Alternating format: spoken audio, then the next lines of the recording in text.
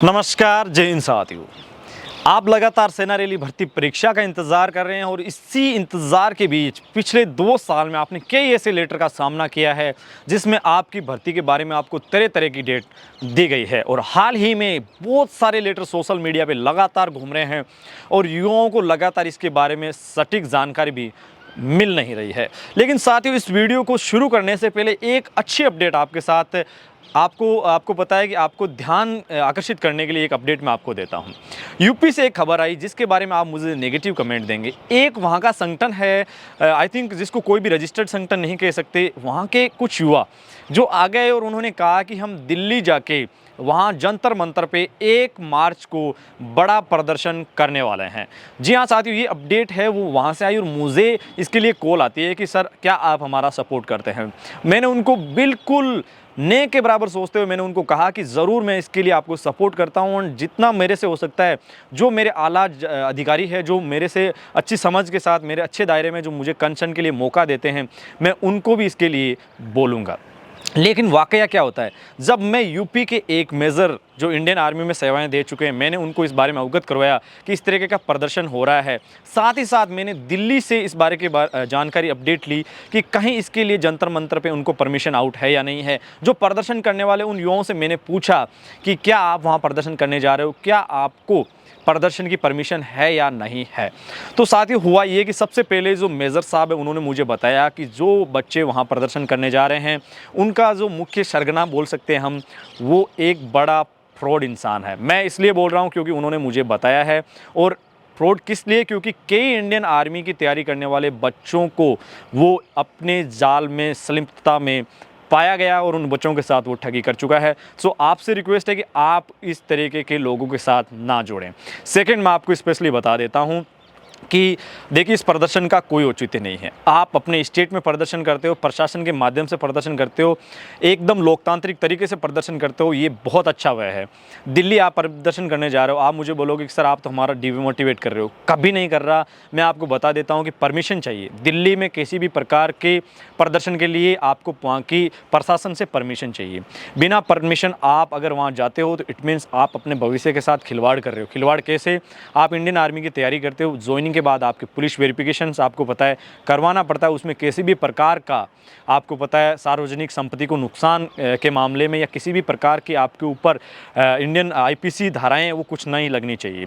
अगर आप दिल्ली बिना किसी परमिशन के दायरे में आके वहाँ किसी सार्वजनिक स्थल पे अगर जाते हो या किसी भी प्रकार की मांग करते हो तो इट मीन्स आप कहीं ना कहीं सार्वजनिक संपत्ति को नुकसान की जो भी आर्टिकल्स है उनके दायरे में आते हो। सो आप थोड़ा सा एक्टिव रहिए। प्रदर्शन हमारा हक है, अधिकार है। कई ऐसे संगठन, राजस्थान के संगठन जो डिफेंस सेक्टर में बहुत ज़्यादा एक्टिव है। यहाँ सिक्योरिटी सेक्टर की मैं बात करूँ, मेरी वहाँ से काफ़ी अच्छी बातचीत होती है। उन्होंने मुझे बताया कि हमने बहुत कोशिश की लेकिन परमिशन नहीं दे रहे।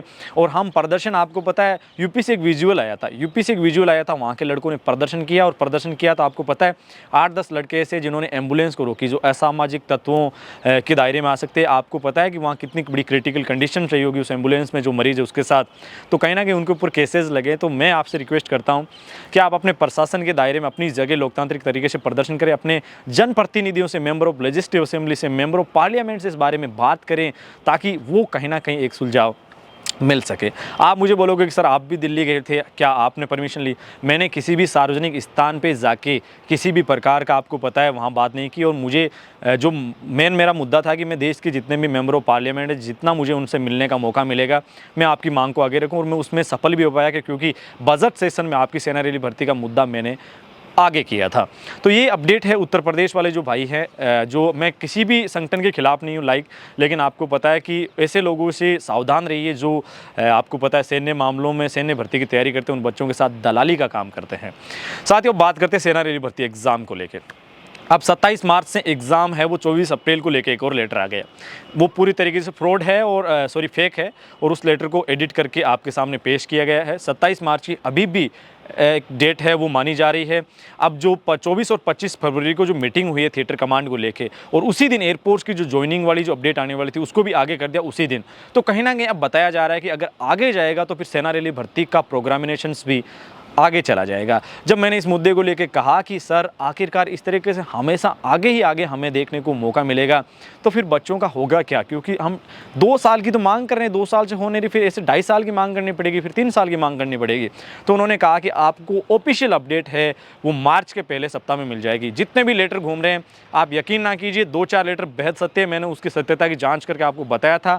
मैं उनको बिल्कुल तरीके से फेक नहीं बता रहा हूँ, लेकिन उनके साथ साथ कई ऐसे मिले जुले लेटर है वो वायरल किए जा रहे हैं, जिनको कहीं ना कहीं आप समझ सकते हो कि वो फेक है, और मैंने उसकी सत्यता की भी जांच की है। अब साथियों, आपको पता है कि आपके एग्ज़ाम को लेके मार्च सप्ताह में, पहले सप्ताह में अपडेट आने के जो आसार है वो कितने हैं? 101% आसार है, आ जाएगी अपडेट। और अगर डिले भी होगा तो भी आपको मार्च में अपडेट देखने को मिल जाएगी। सेना रैली भर्ती की तमाम जो जानकारियाँ हैं, टेंटेटिव शेड्यूल्स है, वो मार्च महीना हमारे लिए सबसे इंपॉर्टेंट होता है, तो उसी दिन आपको पता है उसी माह में अपडेट को आपको सामना करना पड़ेगा। और मुझे उम्मीद है कि आप लगातार तैयारी निरंतर जारी रखें। जो एक डेट है वो 27 मार्च मैंने आपको बता रखी है कई सोर्सेज के माध्यम से, तो आप उसी के अकॉर्डिंग तैयारी करें, तैयारी को लगातार सामने रखिए। और जो भी आपके क्वेश्चंस हैं मुझे बेहद कम समय निकाल के और आप भेजिए, ताकि आपके क्वेश्चंस के ऊपर मुझे कहीं ना कहीं बात करने का मौका मिले, आपकी बात को मैं आगे पहुँचाने का प्रयास करूँ। साथियों, आप देख रहे थे डी आर्मी पॉइंट, अपने मेज़बान धनेश को दीजिए इजाज़त। वीडियो के अंत तक बने रहने के लिए आपका दिल से शुक्रिया। जय हिंद, जय भारत। मिलेंगे अगले वीडियो के साथ। धन्यवाद।